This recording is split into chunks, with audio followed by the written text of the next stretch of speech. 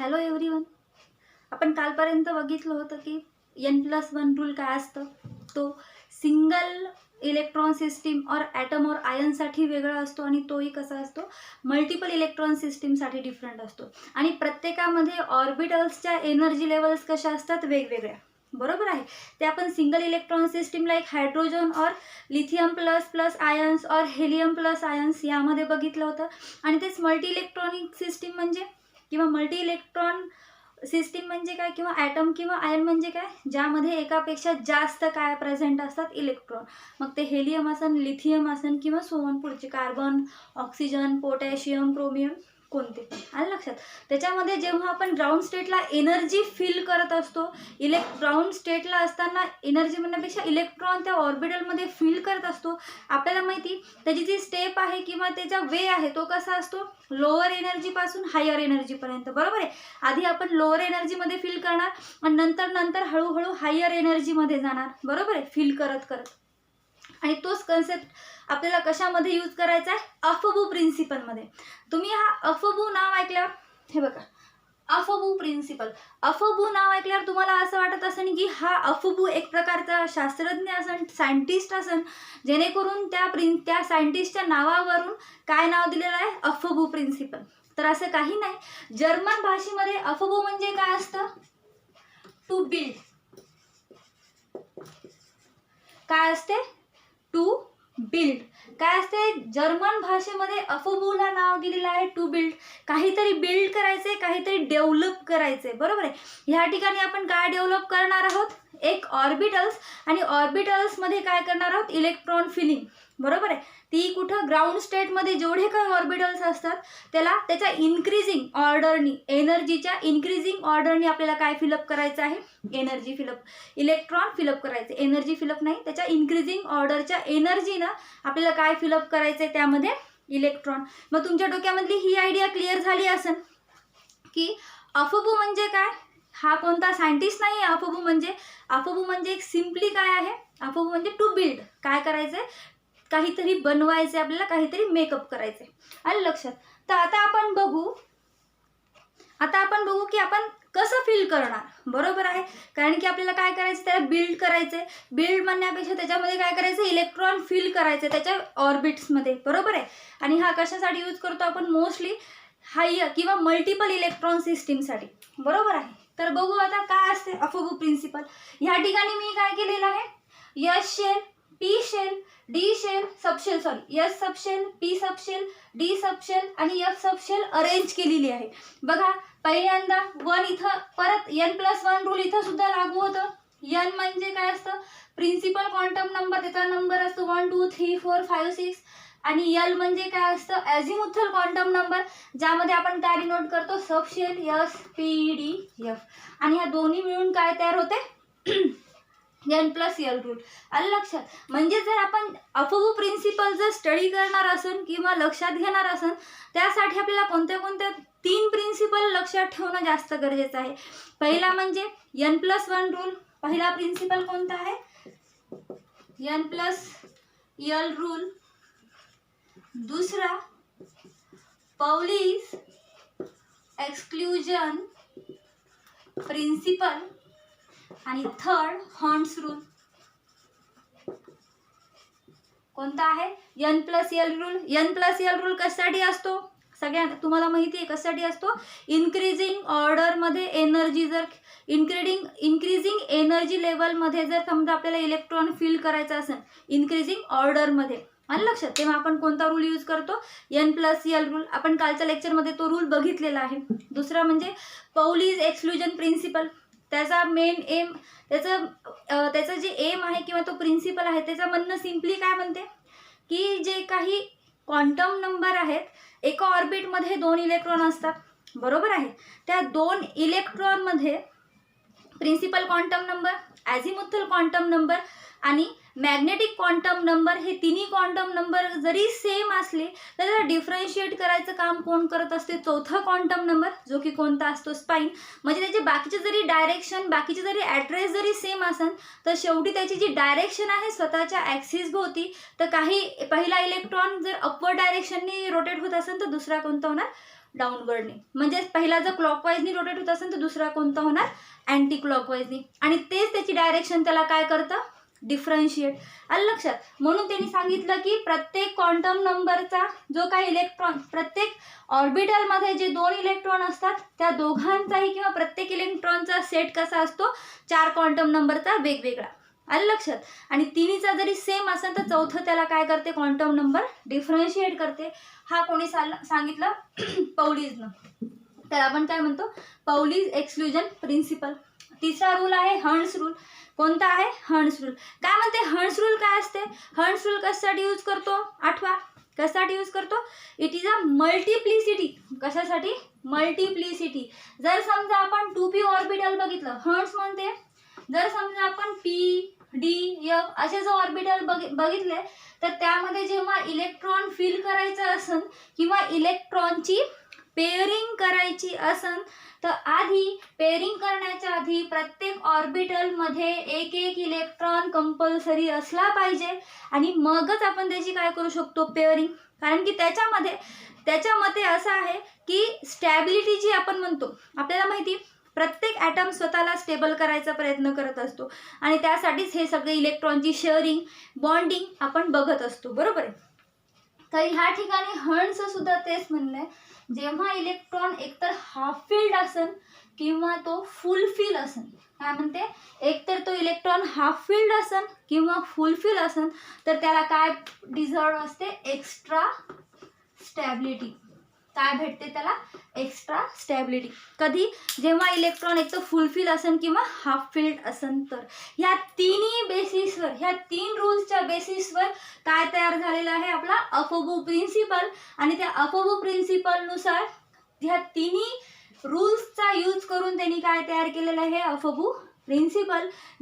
आणि त्याच बेसिसवर आपण काय करू शकतो, इलेक्ट्रॉनिक कॉन्फिगरेशन प्रत्येक ॲटमचं, बरोबर आहे. आता बघू मॅडम, तुम्ही हे खूप छान काढलं. तुम्हाला ठिपक्याची रांगोळी माहिती ना, बरोबर आहे. पहिल्यांदा आपण काय काढतो, 3 4 5 अशी समथिंग ती रांगोळी असती, बरोबर आहे, ठिपक्याच्या रांगोळी. तशाच टाईप आपल्याला इथं सुद्धा रांगोळी काढायची आहे. आता मी तुम्हाला सांगते अफोबू काय म्हणते, अफोबू प्रिन्सिपल काय म्हणते. आपल्याला माहिती, आपण काल बघितलं N+1 रूल. काय बघितला, N+L रूल. त्या रूलनुसार असं त्यांनी आपण काय केलं होतं, हे सगळे जे ऑर्बिट आहेत, बरोबर आहे, 1s 2s 3s 4s 5s 6s 7s, परत 2p 3p 4p 5 6, नंतर 3d आणि नंतर 4f. आलं लक्षात. ह्याला आपण काय करायचंय, इन्क्रीजिंग ऑर्डरनी अरेंज करायचंय.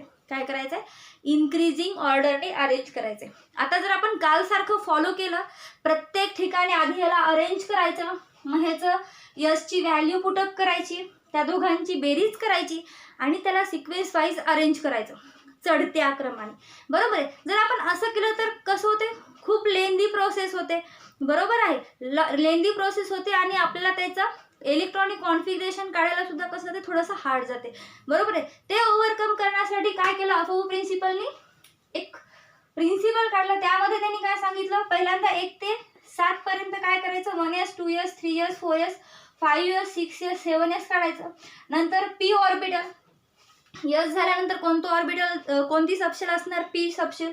त्या पी सबशेलची स्टार्टिंग कुठून झाली पाहिजे, ह्या 2s पासून, बरोबर आहे. मग 2p 3p 4p 5p 6p 7p. मग नंतर डी, तिसरं सबशेल कोणती आहे, डी सबशेल. त्या डी सबशेलमध्ये जी काही अरेंजमेंट आहे ती कुठून होणार, 3d पासून, 3d 4d 5d 6d. आणि नंतर चौथी सबशेल कोणती आहे, एफ, आणि त्याची स्टार्टिंग कुठून होणार, 4f पासून. म्हणजे हे बघा लाईन 4 पासून, बरोबर आहे, म्हणजे 4f 5f 6f. आता सिम्पली ह्याची अरेंजमेंट नुसार त्यांनी सांगितलं, जेव्हा इलेक्ट्रॉन फिल होत असते, बरोबर आहे, ते इलेक्ट्रॉन कसं फिल होणार, लोअर एनर्जी टू हायर एनर्जीकडे, बरोबर आहे. कसं होणार, लोअर एनर्जी टू हायर एनर्जीकडे. मग आता बघा, पहिल्यांदा ह्याची डायरेक्शन अशी राहील, ठीक आहे. नंतर तिरक्या रेषा घालायच्या अशी, 1s नंतर, म्हणजे ह्याचा मिनिंग काय, 1s येते, नंतर 2s, नंतर परत तिरक्या लाईन,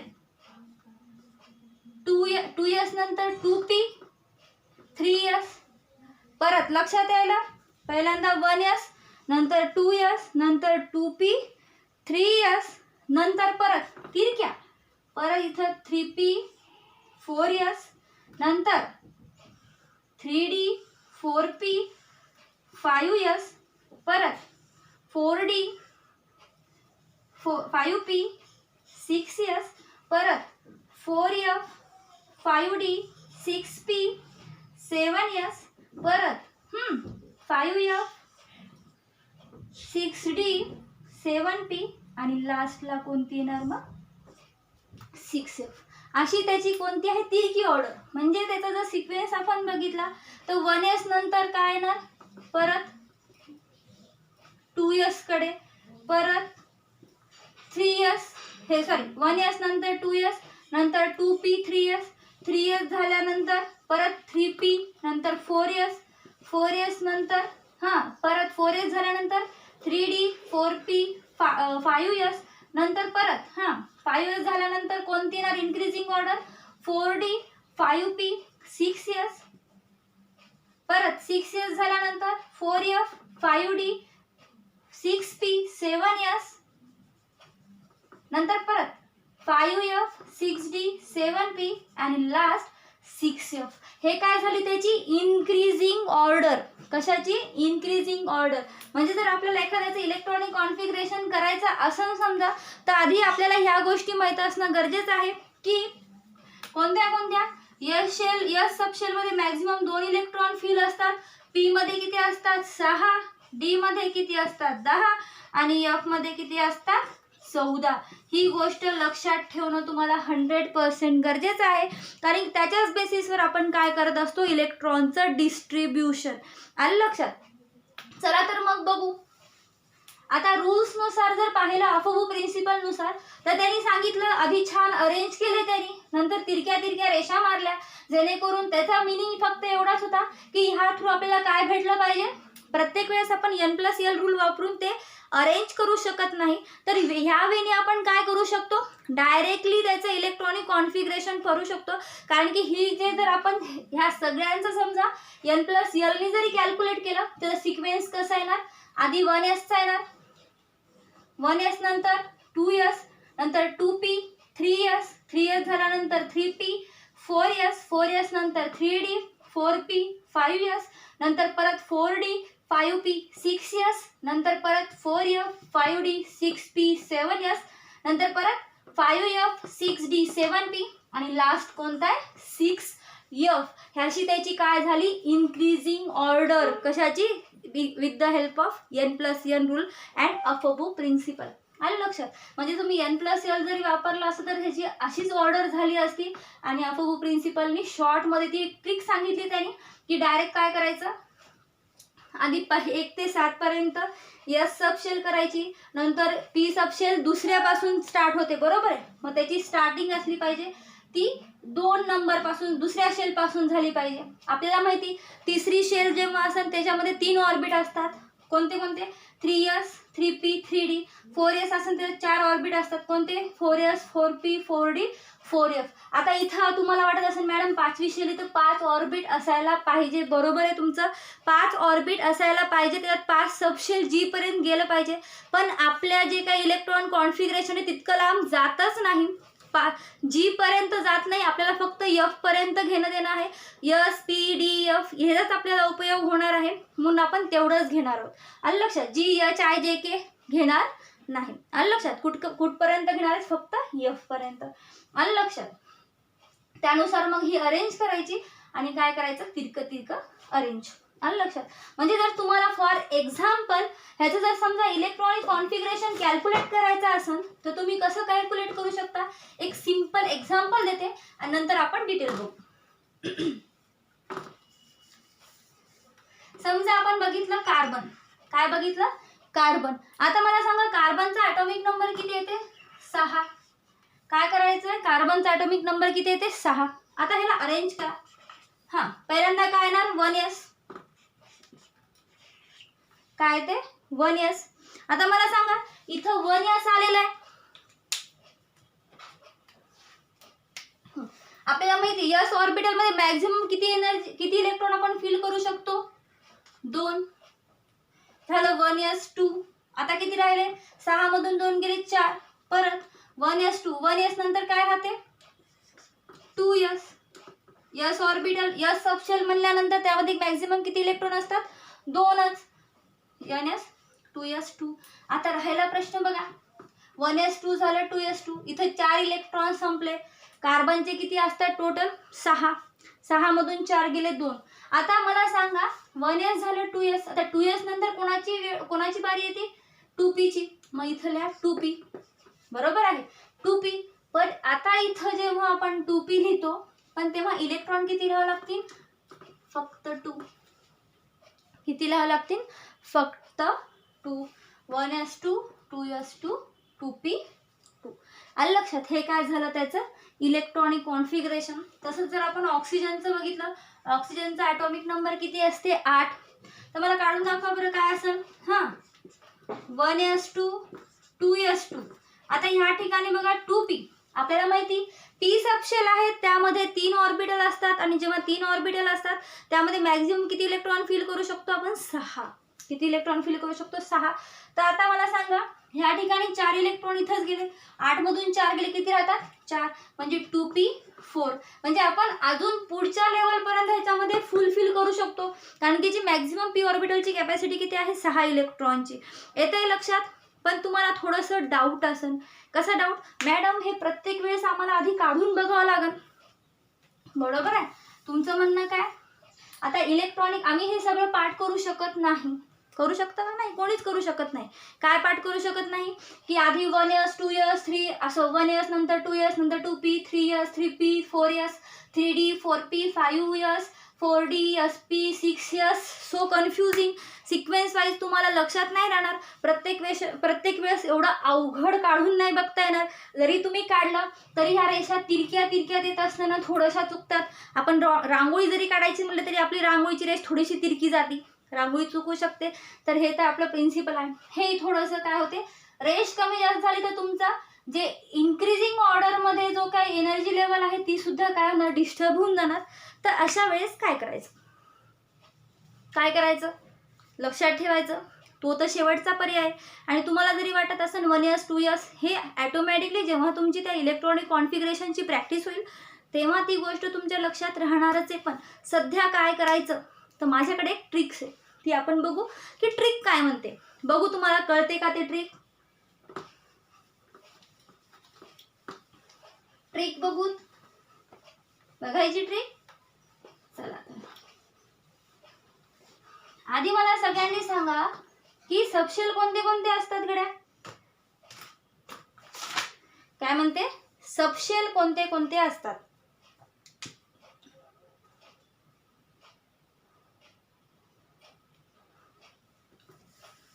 कोणते असतात. KLMN असतात का नाही. कोणते असतात सबशेल. गुड. नीट लक्षात घ्या. S P D F हे 4 काय आहेत सबशेल. आता आपल्याला ट्रिक वापरायची, बरोबर आहे. काय लक्षात ठेवायची ट्रिक. तर नीट समजून घ्या. जेव्हा आपण त्याला इन्क्रीजिंग ऑर्डरमध्ये लिहित असतो तेव्हा एक छोटीशी ट्रिक अशी आहे, आपण ते डिझाईन काढल्यासारखं काढू शकत नाही, त्याला रेषाने अरेंज करू शकत नाही. ते अरेंज करू शकतो आपण प्रॅक्टिसने, ते होईल सुद्धा. पण ते लक्षात ठेवायला किंवा MCQच्या वेळेस ते काढून त्याची ऑर्डर. जर तुम्हाला कालचा जर व्हिडिओ बघितला असेल तुम्ही तर तुम्हाला माहिती क्वेश्चन कशा प्रकारे विचारला जातात, बरोबर. अशा वेळेस तुम्ही प्रत्येक वेळेस n+r रूल वापरू शकत नाही किंवा त्याच्यामध्ये त्याच्या अफोगो प्रिन्सिपल ड्रॉ करू शकत नाही, बरोबर आहे. त्याच्या वेळेस ही छोटीशी ट्रिक आहे, ती बघू आपण कोणती आहे. SPDF काय म्हणते ट्रिक. कोणती ट्रिक आहे SPDF. आता लक्षात घ्या, ठीक आहे. SPDF आहे. लिहित असताना स्टार्टिंगला गॅप सोडायचा मस्तपैकी. पहिल्यांदा इथं S लिहायचा आणि जे काय लिहितात ते कसं लिहायचं डबल. कसं लिहायचं दोनदा. जुडवा माहिती ना, जुडू घालायचे प्रत्येकाचे, ठीक आहे. पहिल्यांदा S घेतलं ते झालं दोनदा. आता काय करणार मी उलट जाणार, उलट, ठीक आहे. आता S घेतलं सिंगलच असल्यामुळे S दोनदा झालं. आता मला घ्यायचे उलट. म्हणजे आता SP लिहिणार का मी नाही, इथं काय लिहिणार मी PS. चला लिहा मग. इकडे एक P S. आता लक्षात ठेवा मी काय सांगितलं ट्विन्स जुडवा झाले पाहिजे, डबल. S PS परत PS. लक्षात येत आहे? झालं. हे S दोनदा झाले, PS दोनदा झाले. आता परत एक ऍड करायचं, DPS. उलट घ्यायचं, उलट, सरळ सरळ नाही. कसं घ्यायचं? उलट. आता इथं काय घेणार? DPS घ्या. मग DPS परत जुडवा दोनदा, DPS. ओके, कळते का? पहिल्यांदा हा सिंगल यस घ्यायचा, दोनदा लिहायचा, नंतर त्याच्या सोबतचा एक सबशेल घ्यायची, उलट लिहायचं फक्त. SPSP लिहायचं का नाही? PS असं ट्विन्स दोनदा लिहायचं, जुडवा असतात, कारण की ते काय करायचं? डबल. ही एक ट्रिक्स आहे लक्षात ठेवण्यासाठी. परत काय करणार आपण? तिसरी सबशेल घेणार. तिसरी सबशेल आपल्याला माहिती कोणती असती? D. तर काय येणार मग? DPS घ्या. मग DPS. आता उरली चौथी. चला घ्या मग 4S. आता काय येणार? तुम्ही सांगायचंय काय येणार? गुड. काय येणार? FDPS twins. काय घ्यायचं? हे डबल डबल, FDPS. ओके, कळत आहे? रिपीट करते. जे काही आपल्या शेल आहे, सबशेल आहेत, त्याला आपल्याला डबल डबल घ्यायचे. फरक बरोबर आहे? कसं घेणार डबल डबल? पहिल्यांदा यस सबशेल घेणार डबल डबल, नंतर त्यासोबतची वाढवणार, दुसरी PS उलट घ्यायचं फक्त, अशी एरो गेला पाहिजे. पहिल्यांदा PS दोनदा, नंतर DPS. बघा DPS दोनदा, नंतर FDPS. बघा FDPS असे दोनदा दोनदा आपण घेतलेले आहेत. बरोबर आहे? आता काय करायचं? छान दिसत आहे का फळ आपला? SPDF. बरोबर आहे. आता काय करायचंय? आपल्याला माहिती, ठीक आहे, यस शेल कधी येते? यस सबशेल कधी असते? जेव्हा पहिलं ऑर्बिट असते, एकच ऑर्बिट असेल, म्हणजे पहिली शेल असेल, तेव्हा त्याच्यामध्ये किती असणार? किती शेल असणार? एकच. बरोबर आहे? म्हणजे जिथं जिथं यस दिसलं, ठीक आहे, तिथं काय म्हणणार? ती पहिली शेल असणार. बरोबर आहे? स्टार्टिंग करायची यस पासून, त्याला द्या नाव 1. आलं लक्षात? कारण की यस सबशेल कुठून स्टार्ट होती? पहिल्या शेल पासून यस सबशेल स्टार्ट होत असती. बरोबर आहे? मग आता काय करा? जिथं जिथं तुम्हाला यस दिसला, ठीक आहे, जिथं जिथं यस दिसत आहे अशा ऑर्डरने, ठीक आहे, अशा जिथं जिथं यस दिसत आहे तिथं काय करायचं? 1 2 3. तुम्हाला येते का बघू म्हणे. इथं 1 2 3 4 5 6 7 8. बघा झालं. 1 2 3 4 5 6 7 8. आता आपल्याला नीट लक्षात राहण्यासाठी आपण त्याला काय करू? डब्बा करू. दुसऱ्या पेनीने करू, लक्षात राहील. हा एक डब्बा. यस ला काय करायचंय? डब्बा.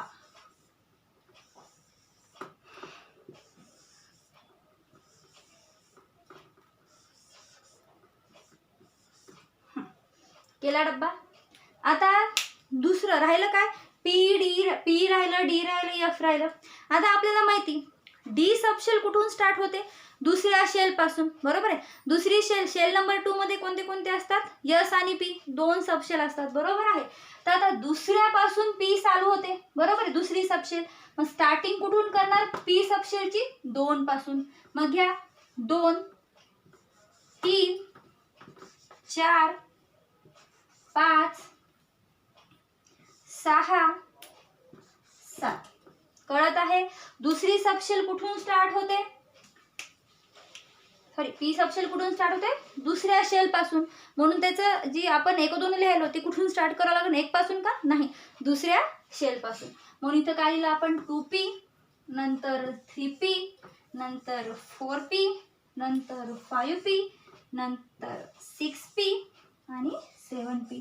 तशीच आपल्याला तुम्हाला माहिती आला असेल लक्षात थोडंफार. डी सबशेल कितव्या शेल पासून स्टार्ट होते? तिसऱ्या. कारण की तिसरी जर शेल असेल त्यामध्ये 3 सबशेल असतात. कोणत्या कोणत्या? एस, पी आणि डी. बरोबर आहे? मग डी ची स्टार्टिंग कुठून होणार? 3 पासून. तर लिहा मग 3 4 5 6. चला, कोणती कोणती?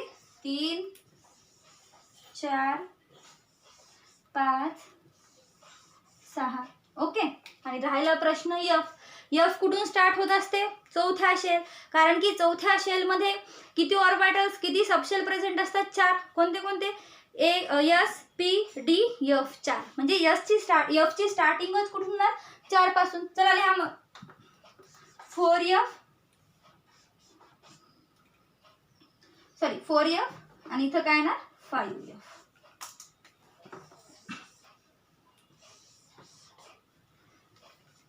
कळत आहे का सगळ्यांना? लक्षात येत आहे का? आता ही काय झाली? Increasing order. म्हणजे काय? 1S नंतर 2S, 2S नंतर 2P, 2P नंतर 3S, 3S नंतर 3P, नंतर 4S, 4S झाल्यावर 3D, 3D झाल्यावर 4P, नंतर 5S, नंतर 4D, 5P, 6S, नंतर परत 4F.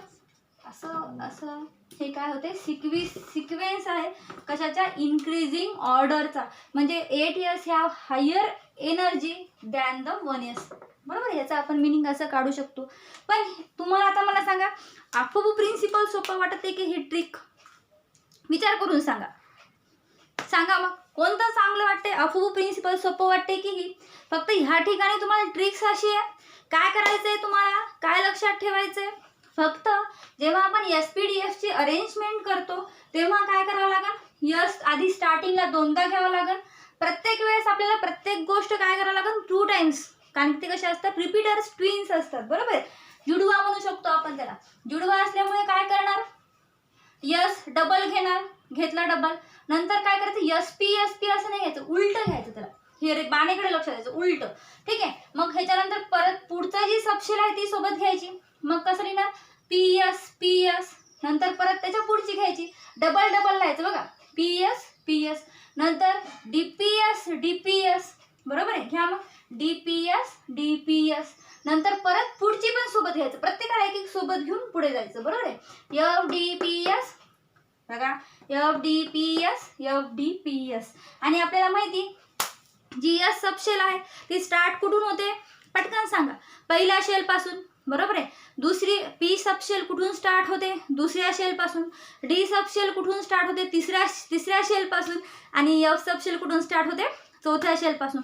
तसं त्याला सिक्वेन्स पुढे कंटिन्यू करायचा. इथं मग जिथे जिथे यस आहे 1 2 3 4 5 6 7 आणि 8. तसंच पी 2 पासून दुसऱ्या शेल पासून स्टार्ट होते म्हणून 2 3 4 5 6 7. आलं लक्षात? तसंच डी कुठून होते? तिसऱ्या शेल पासून. मग परत 3D 4D 5D 6D. आणि एफ कशापासून होते? चौथ्यापासून. म्हणून काय येणार स्टार्टिंग? 4F आणि 5F. आलं लक्षात? ही ट्रिक्स आहे. आणि ही ट्रिक्स नेहमी कशी राहणार? इन्क्रीजिंग ऑर्डरनी. तुम्ही हे जरी शॉर्टमध्ये आणि काढायला कसं आहे? क्विक. खूप लवकर काढायचे. तुम्ही 2दा जरी हे घरी काढून बघितलं तर लगेच त्याची काय होऊ शकते? प्रॅक्टिस. बरोबर आहे. त्यामुळे हे समजायलाही सोपं आहे. प्रॅक्टिस करून बघा. कसं मॅडमनी काढलं हे व्हिडिओ परत रिव्हर्स करून चेक करा. आलं लक्षात? नक्कीच तुम्हाला येईल. आणि on the basis of this sequence आपल्याला काय करायचं आहे? इलेक्ट्रॉनचं डिस्ट्रीब्युशन करायचं आहे. त्यालाच आपण काय म्हणतो? Electronic configuration. आलं का इथपर्यंत लक्षात? ट्रिक्स कळाली. फक्त आता राहिला प्रश्न. 1 म्हणजे नंबर ऑफ शेल, तिथं असतीच. एस म्हणजे सबशेल. आणि आता ह्याच्या डोक्यावर आपल्याला काय लिहायचे आहेत? इलेक्ट्रॉन्स. बरोबर आहे. आपल्याला माहिती एस मध्ये किती इलेक्ट्रॉन असतात? मॅक्झिमम 2. पी मध्ये मॅक्झिमम किती असतात? 6. डी मध्ये मॅक्झिमम असतात 10. आणि एफ मध्ये किती असतात? 14 इलेक्ट्रॉन्स. आणि तेच आपल्याला काय करायचं? सिक्वेन्स वाईज फिलअप करायचं. ओके. इथपर्यंत आलं लक्षात? तर आता आपल्या नेक्स्ट पॉईंट बघू. इलेक्ट्रॉनिक कॉन्फिगरेशन काय असतं? काय बघू? इलेक्ट्रॉनिक कॉन्फिगरेशन काय असतं? चला तर बघू मग इलेक्ट्रॉनिक कॉन्फिगरेशन काय असते. बघा मग काय बघायचं आपल्याला? Electronic configuration. त्याची डेफिनेशन लिहून घ्या. Electronic configuration it is the distribution of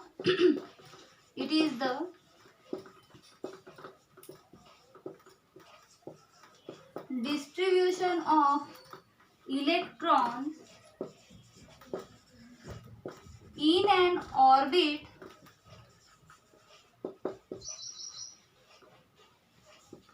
in the orbital of an atom. काय म्हणते? It is the distribution of electron in the orbital of an atom. एखाद्या ॲटमच्या ऑर्बिटल मध्ये जे काही इलेक्ट्रॉनचं आपण डिस्ट्रीब्युशन करतो त्याला आपण काय म्हणतो? Electronic configuration. जर आपण इलेक्ट्रॉनिक कॉन्फिगरेशन जर स्टडी करायचं असेल तर इलेक्ट्रॉनिक कॉन्फिगरेशनच्या दोन मेथड आहेत to represent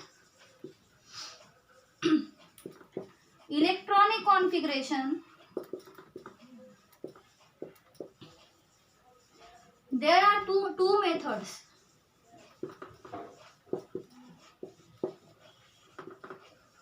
There are two methods. First one is orbital notation method.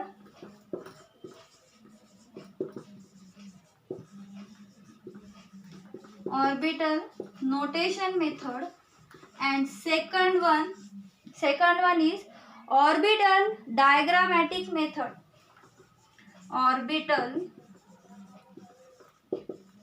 Diagrammatic method. आता ऑर्बिटल नोटेशन मेथड आणि ऑर्बिटल डायग्रामॅटिक मेथड म्हणजे काय असते? नोटेशन म्हणजे त्याला आपल्याला नोट डाऊन करायचंय. काय करायचंय? Note down. For example orbital notation method मध्ये आपल्याला काय इन्फॉर्म करावं लागते? त्याचा शेल नंबर मेन्शन करावं लागतं, सबशेल नंबर मेन्शन करावं लागतं आणि त्याच्यामध्ये किती इलेक्ट्रॉन फिल आहेत हे मेन्शन करावं लागतं. जेव्हा आपण 1s2 2s2 2p3 2p6 असं जेव्हा लिहितो त्याला आपण कोणती मेथड म्हणत असतो? कोणती मेथड म्हणतो? Orbital notation method. कोणती म्हणतो? Orbital notation method. आणि तेच जर आपल्याला ऑर्बिटल डायग्रामॅटिक मेथडनी जर त्याला रिप्रेझेंट करायचं असेल तर आपल्याला माहिती आता ऑर्बिटल डायग्रामॅटिक मेथड जर मी तुम्हाला सांगितलं की एस सबशेल, इथं बघा काय काय केलं? पहिलं ऑर्बिट, नंतर काय आहे? Subshell number. आता सबशेल वरून तुम्ही ऑर्बिट काढू शकता. एस सबशेल म्हणल्यावर तुम्हाला फक्त एकच डब्बा काढायची गरज आहे. पी सबशेल म्हणल्यावर तुम्हाला काय काढावं लागते? 3 डब्बे. बरोबर आहे. आणि ह्या ठिकाणी फक्त मग डायग्रामॅटिक मेथड म्हणजे काय? ऑर्बिटल. तुम्हाला त्या ऑर्बिटलला रिप्रेझेंट करायचे बॉक्स काढून आणि त्या बॉक्समध्ये काय करायचे? इलेक्ट्रॉन फिल करायचे. जर समजा ह्याचं ऑक्टेट, ह्याचं ते ड्युप्लेट कंप्लीट असेल, त्यामध्ये 2 इलेक्ट्रॉन असेल तर ते एक इलेक्ट्रॉन अपर डायरेक्शननी मेन्शन करायचा, दुसरा इलेक्ट्रॉन डाऊनवर्ड डायरेक्शननी. तसंच ह्या पी मध्ये पण समजा या पी शेल मध्ये आता वरच जर मी तुम्हाला खाली काढून दाखवलं 1s2 झालं, आता हे 2s नंतर 2p जर काढायचं असेल मला तर ह्या ठिकाणी किती ऑर्बिट काढावं लागेल? 3. आता ह्या ठिकाणी किती इलेक्ट्रॉन आहेत? 5. तर मला कसं दाखवावं लागेल? मग थोडं मोठं काढते तुम्हाला दिसेल. ठीक आहे. आता हे 2p5 काढायचे असेल तर मी काय करणार? मग पहिल्यांदा आधी सगळे पहिल्या तिन्ही पण ह्याच्यात काय करणार? एक एक इलेक्ट्रॉन फिल करणार. किती झाले? 3, हे 4 आणि हे 5. म्हणजे नोटेशन मध्ये आपण डायरेक्ट त्याचा शेल नंबर, सबशेल नंबर आणि त्याच्यामध्ये किती इलेक्ट्रॉन फिल आहेत त्या सबशेल मध्ये, त्या ऑर्बिट मध्ये ते मेन्शन करणार. त्याला आपण म्हणतो ऑर्बिटल नोटेशन मेथड. काय म्हणतो? Orbital notation method. आणि तेच जर समजा आपल्याला ऑर्बिटल डायग्रामॅटिक मेथडनं रिप्रेझेंट करायचं असेल तर आपल्याला काय करावं लागते? त्याच्या सबशेल वरून त्याची ऑर्बिटल्स काढावं लागते आणि त्यामध्ये काय करावं लागणार? इलेक्ट्रॉन फिल करावं लागणार. जेवढे ते इलेक्ट्रॉन त्याच्या आउटर मोस्ट शेल मध्ये असतील तेवढे आपल्याला काय करावं लागेल? त्याला रिप्रेझेंट करावं लागतील. लक्षात आले? जर 5 असेल तर मग काय येणार? 2s2 इथं 2 येणार, इथं 2 येणार, इथं फक्त काय येणार? 2p मध्ये फक्त एकच. ते जर कार्बन असेल तर काय करणार? इकडे एक आणि इकडे एक येणार. आलं लक्षात? असं आपल्याला कशा थ्रू मेन्शन करावं लागेल? डायग्रामॅटिक मेथडने. म्हणजे इलेक्ट्रॉनिक कॉन्फिगरेशन रिप्रेझेंट करायच्या किती मेथड आहेत? 2. पहिली कोणती आहे? Orbital notation method. त्याच्यामध्ये आपल्याला शेल नंबर, सबशेल नंबर आणि इलेक्ट्रॉनची कॅपॅसिटी म्हणजे जितके इलेक्ट्रॉन त्या ठिकाणी फिल आहेत ते नोटेट करावं लागते, मेन्शन करावं लागतं. आणि दुसरं कोणतं आहे? Orbital diagrammatic method. त्यामध्ये आपल्याला काय रिप्रेझेंट करावं लागेल? फक्त त्याचे इलेक्ट्रॉनिक हे ऑर्बिटल्स आणि त्यामध्ये प्रेझेंट असलेले इलेक्ट्रॉन्स. राहील लक्षात इथपर्यंत? आता आपण बघू. इथपर्यंत कळलं, तुम्हाला ट्रिक्स पण कळली. तर आता आपण इलेक्ट्रॉनिक कॉन्फिगरेशन ड्रॉ करायला स्टार्ट करू. ओके.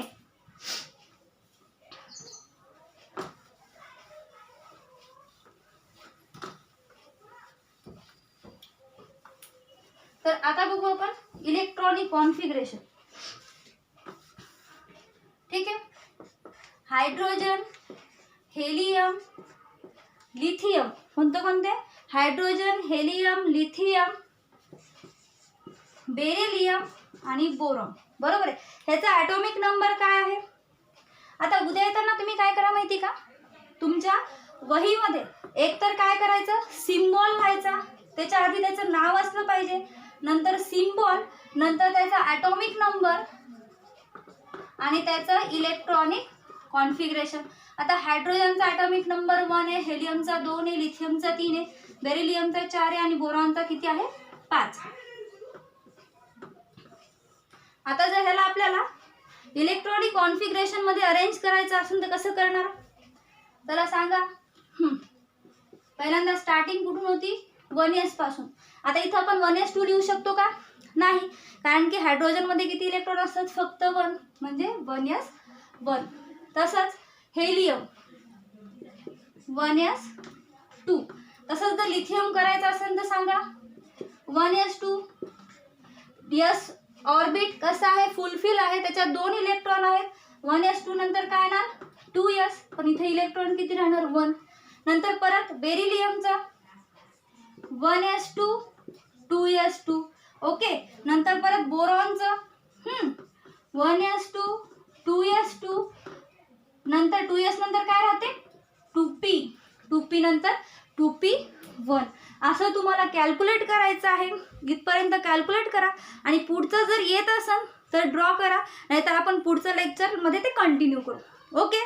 चला तर मग भेटू. येताना पूर्ण आपली ट्रिक लक्षात ठेवा, त्याचं अफुबू प्रिन्सिपलनुसार सुद्धा लक्षात ठेवा, किंवा जर तुम्हाला ट्रिक सोपी जात असेल तर तशानुसार एनर्जी लेवल लक्षात ठेवा.